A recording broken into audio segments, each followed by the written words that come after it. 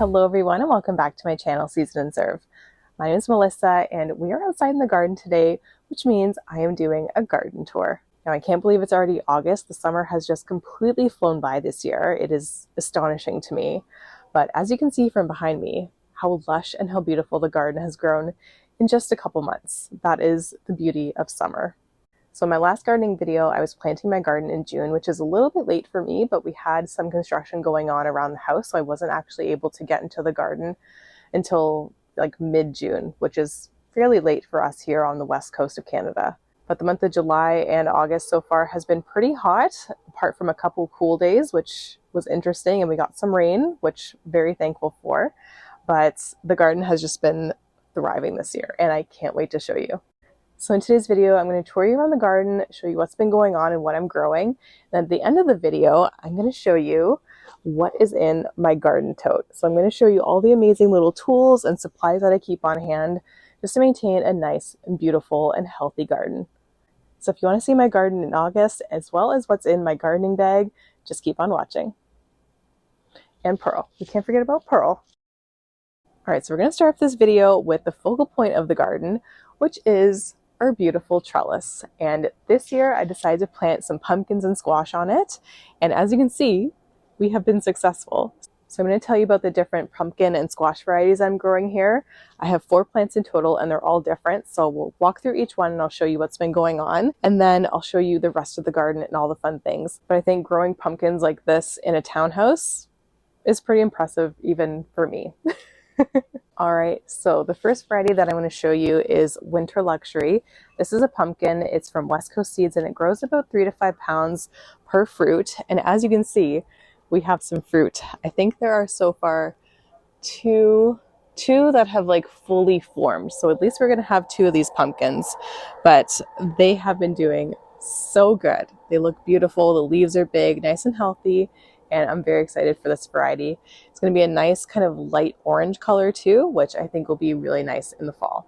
And then right next to the Winter Luxury squash, I have some kabocha squash that I'm growing. This has been growing pretty fast now that it's warmed up a bit, so looking forward to that. We have one big fruit at the very, very base of the plant, but so far the other fruit that have formed have fallen off. It has some sort of blossom end rot, or maybe I'm not watering it consistently. Something's going on, so we got to see if we can fix that so we can get more kabocha squash. But the one at the bottom, it looks so good, and it's super heavy too. Then over on the other side of the trellis, I'm growing a pumpkin called Autumn's Touch, or Touch of Autumn. It's one of those 2. I can never remember. But the seeds are from Vessi Seeds, and that's a seed company from Prince Edward Island. These pumpkins are more of a traditional orange color, and they will be about 3 pounds in size, which I'm looking forward to. Even though the fruit are relatively small for a pumpkin, the actual plant is massive. I was originally trailing it under all of my tomato plants, and it was like overtaking the tomatoes. So I decided to actually train it up on the trellis, and it's not very tall. It's probably like maybe 4 feet tall so far, but it has a big pumpkin at the very base, and the leaves on it are huge. Like they are probably as big as Pearl, some of them. They're massive. So this is doing really well. And then next to it, I'm growing a really cool new variety of zucchini. This is called Ola Escaladora, and it's from West Coast Seeds, and it's a vining zucchini. So instead of the traditional zucchini, it is a vining zucchini, so it's growing up and over our trellis here. And you can see we have some zucchini that are growing. I just pollinated this one this morning, so we're for sure going to get this zucchini.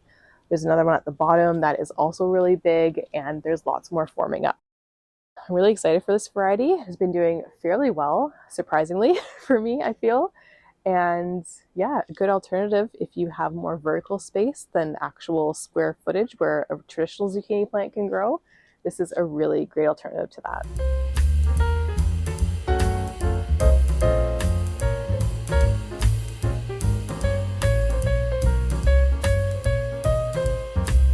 All right, so next up I'm going to show you my tomatoes, and I always grow tomatoes. I've grown tomatoes every year for the past like decade, basically. I cannot go a summer without a garden tomato. But I'm going to show you my cherry tomatoes first. This first variety here is called Sun Gold cherry tomatoes, and these are my favorite. They are a nice orangey golden yellow color. They are the sweetest tomato. They are so good. As you can see, they are very productive. We have lots of amazing cherry tomatoes growing on the vines. and some have even started to ripen. So we had our first oh my god, there's a wasp. We had our first sun gold cherry tomato yesterday. The first tomato of the season just like hits, and it's always sun gold, and I'm always so happy with that. So we're growing that one. I'm also growing another variety called Sweet Million, and it also trails just like the sun gold, but they are beautiful red color. So those are beautiful. And I'm also trying another brand new seed from West Coast Seeds. This is called the Marzito cherry tomato, and I love the shape of these. They are so pretty, so unique, and they're like a mini San Marzano tomato. So they'll be nice and red and beautiful, and hopefully lots of flesh and not too many seeds or like the juicy bits. None of those have ripened yet, so I'm not 100% sure what they taste like or what they look like inside, but we'll see hopefully in just a couple weeks. And then for our regular tomatoes, I'm growing an heirloom variety called Mortgage Lifter. These are super good. There is not a lot of juice or seeds inside, so it's mostly just that beautiful tomato flesh. So very excited for those. And then I'm also growing another variety that I haven't grown before. This is called Carolina Gold, and they are a beautiful yellow colored tomato. I love having the different varieties and colors of tomatoes just because you can cook so many great dishes with them, and they just look really pretty. So if you have space to grow them at home, it's like perfect. Tomatoes come in so many amazing colors, so you can get like one of every color if you have space, or just pick your favorites and kind of mix it up, you know, do something different than the traditional red tomatoes that you can get in the grocery store. But if you don't have actual garden space, you can also grow tomatoes in containers. And I'm actually growing a variety in a container this year, and it's called Tiny Tim. The plant is about maybe 2.5 feet tall. It is really tiny, but it is absolutely loaded with tomatoes. There are so many cherry tomatoes, and these are going to be red tomatoes. So hopefully that'll be really pretty, and I think it's a great alternative for folks who may like live in a condo or an apartment. You still want a garden. I think that'll be a really great variety for you to grow. I'm down here now. I'm down here to show you what I plant underneath my tomatoes, and I plant a ton of basil. Basil and tomatoes are the best companion plants, and they also taste delicious together. So whatever grows together goes together. So I like to underplant all my tomatoes with basil, and I have a few different varieties. I have a traditional Genovese basil, which is great for pesto. I'm also trying a new variety to me. This is called Emerald Tower, and it is like a very just vertical basil, and it tastes really good too. So I think that's really nice if you have more like vertical space to use, or if you want to plant in a container, that would be amazing. And then apart from the traditional Italian varieties that I grow, I also like to grow a variety called Siam Queen basil from West Coast Seeds, and that is I think Thai or Vietnamese type basil, but you get that whenever you get pho or like any Thai restaurant, they put Thai basil in it. That is the beautiful basil that they have, and it just tastes so good. I think sometimes it is hard to find that type of basil in the grocery stores depending on where you live. So it is nice to have, especially in summer, fresh from your garden. So now I'm over here in my herb garden because speaking of basil, if you don't plant it in the ground, it obviously makes a very good container plant. This is all Genovese basil, and it is starting to flower, so I have to harvest it. I will likely make pesto, but it is such a great herb to grow in containers, and you can see it is just proliferous. Yeah, it tastes really good. Sometimes I'll just walk through, grab a tomato, grab a piece of basil. It's like such a good afternoon snack from the garden. But apart from the basil, I also have some mint growing in a container here. So this is my mint. It's a little bit leggy, so I'll probably harvest this before summer ends to have some mint tea, and I'll let it kind of flush back and see if it grows before the end of summer. I also have some cilantro.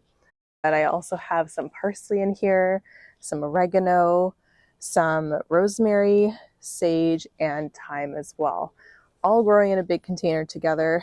The sage is definitely taking over. I expect the oregano to really take over here pretty soon, but you know, when it gets a little too big, I'll just harvest it and let the other plants kind of compete for space. So they'll also get nice and big too.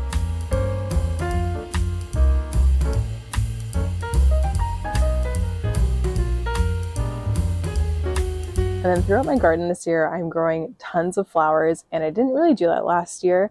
So this year I kind of went a little crazy with the flowers, but I found that this has been very helpful for pollination of the plants as well as just the overall look of the garden. I think last year it was a little bit too green, there was way too much green, even though it's a garden. It needed those bigger pops of colors. So I have managed to achieve that with some beautiful plants that I have. First one I'll talk about is our dahlias, and this dahlia is called Lifestyle. It is super beautiful, nice and pink with a little bit of a yellow center, which is stunning. And you can see here it's basically almost as tall as me, which is insane for a dahlia. There's so many buds on it too, so can't wait to enjoy those. We also have a little shorter variety. I'm not sure what the name is, but it has a beautiful, nice orangey yellow sunset kind of color. I'm also growing another variety called Bolt, and this is a beautiful, light, kind of creamy colored yellow. And this actually survived the winter. I left it out in the garden just to see like what would happen. It grew back and it is massive. So I'm very fortunate that it survived and is looking so good. We also have lots of sunflowers, and sunflowers are probably one of my favorite summer flowers to grow. They are just so cheerful and beautiful, and I love that really nice bright pop of yellow it brings to gardens.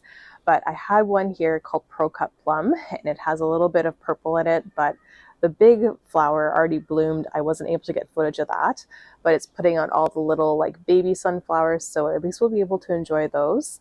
And then I also grew another variety called Pro Cut White Light, and it's a nice like butter yellow, beautiful sunflower, and that is also from West Coast Seeds. I think it is super beautiful. Again, it's putting out all the babies now, so we're enjoying just smaller little pops of sunflowers in the garden, which I think is super cute.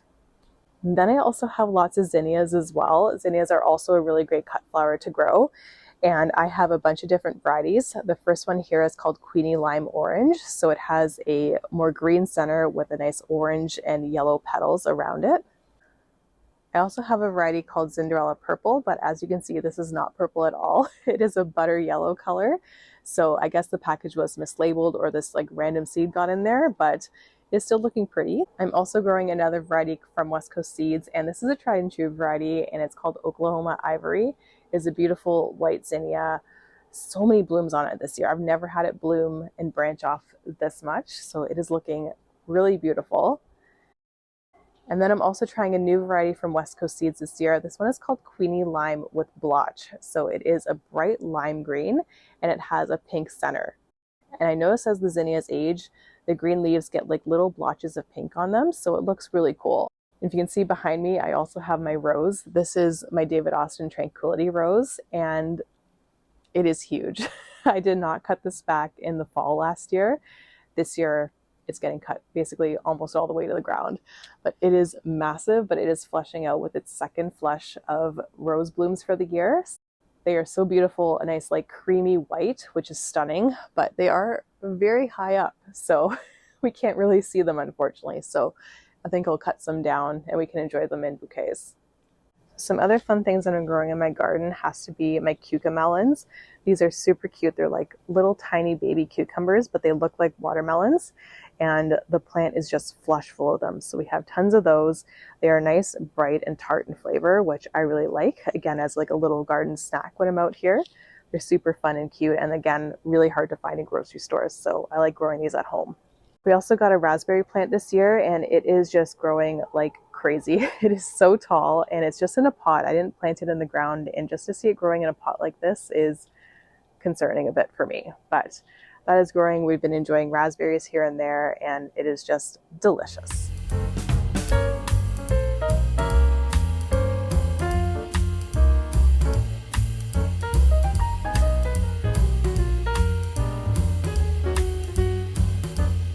Then over here, I have some raised containers that we have from Costco. These are just plastic containers, and we've had these for a few years now. But this is where I like to plant all of my peppers and my strawberries. So the peppers I think do really good here because it's up against a fence, and the fence gets pretty hot during the day. So I think the radiant heat helps the peppers and create a little bit of a greenhouse effect.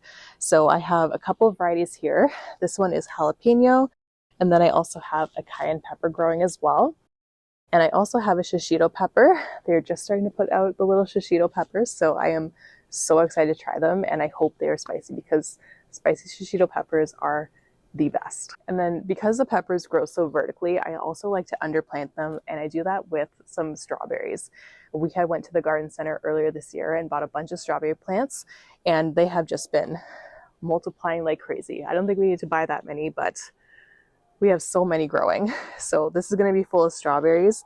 We are seeing a couple just come through here and there, so This one I've been looking at for a couple days, and I think this is ready. A beautiful red strawberry there, but they're still coming out just like one or two at a time. There's not been like a full flush of all the plants yet, but hopefully one day it'll happen. So very excited for that. And again, just having a little snack here and there of strawberries is really nice to have in the garden. I'm also growing another couple cool plants. The first one here is called a Hot Biscuits Amaranth, and it is just stunning. I love the fronds, and just the like fall detail it gives the garden is absolutely perfect, especially right up next to the pumpkins. And I'm also growing a flower here called Nigella. This is called Love in a Mist, I believe, and it is so cool. It looks like an alien kind of flower with the purple and the spikes in the center. It is so unique. The plant is still really small, but there's lots of blooms on it. So I'm going to see and give it a couple more months and see how big it gets and how many blooms it puts out. So that's it for the garden tour. Now let me show you what's inside my garden tote. And we're actually going to go inside for this because Pearl has been a little bit scared of the garden these past couple days. I don't know what's going on, but she's been just like staring out, and she's been scared. She's been puffed up, and there's nothing there. So I think there's a ghost, but I hope not. So we're going to go inside so she can calm down and just relax. So hopefully she'll feel better. All right, so quick change of plans. Pearl is inside now. She might see her in the window looking out at me, but I'm going to show you what I keep in my gardening bag. And this is the garden bag that I have. I got this maybe like 4 years ago from Indigo, and they normally sell books, but they also have gardening tools and equipment occasionally for the seasonal stuff. So I got this from there, and it has so many pockets. I love it. It's green and it's orange inside, looking so fancy. So let's go through it together and I'll show you what I have inside. So first up, we have gardening gloves, obviously a must because we have to keep our nails nice. So we have the gloves. And then I also have a bunch of different tools. So first tool I have here is actually a sharpener for a shovel. So over time, shovels can definitely get dull, and this helps you sharpen it. So there's a coarse side and a fine side, and this is from Lee Valley Tools. Super good, easy tool to have. Then I also have a Sharpie for marking little plant markers and stuff like that. I also have this little auger tool bit, and this I attach to the drill whenever I'm planting bulbs, and it is just so much easier to use this than to dig holes by hand. It is just the best. So I got this off of Amazon, and it's adaptable to pretty much any drill. So really love this. It makes bulb planting so easy. I also have basic things in here, like some rubber ties. These are just some soft wire ties, and I use these for my tomatoes and all my other plants as they kind of grow and vine up. So this is really nice to have in the garden, and it's nice and soft so it doesn't damage your plants. And I just picked this up from West Coast Seeds, but I've seen this at Canadian Tire as well. And then I also have kind of a random object, but I have some coffee filters, and these I actually use in the bottom of my containers whenever I plant a container. Instead of doing, gravel or like shards of pottery or, paper towel, I use coffee filters, and they are technically biodegradable, but they last for so long. So I really love this, and also it helps with the drainage as well. Cool little fun thing to do. You can get these from the dollar store or the grocery store or whatever, but I love these. I also have some little plant shears. I got these in the Jilly box a long time ago, probably like 2 or 3 years ago now. But these are just some little like shears for cutting some flowers if I want to do like a cut flower bouquet. And then I also have my Felcos, and these are the best. I love these. Great for plant maintenance and everything. So this is the Felco 2. I think this is just probably the most versatile one of all the Felcos, and it is looking a little bit rusted, a little bit unkept, but yeah, I think I have to do a little bit of maintenance on that. So Felcos are obviously a must. And a cool tool that I like to use to maintain the Felcos are these little kind of like sanding bricks. These are from Lee Valley. There's Pearl's hair on one of them. But these are from Lee Valley Tools, and they have a coarse, a medium, and a fine grain. The coarse one just completely disintegrated, but the medium and the fine grain is really nice. It kind of can get all that like stuck on either rust or, like plant, I don't want to say plant juices, but like, the liquid from plants that gets on them. This will take it off, and it'll kind of polish it up and make it look pretty.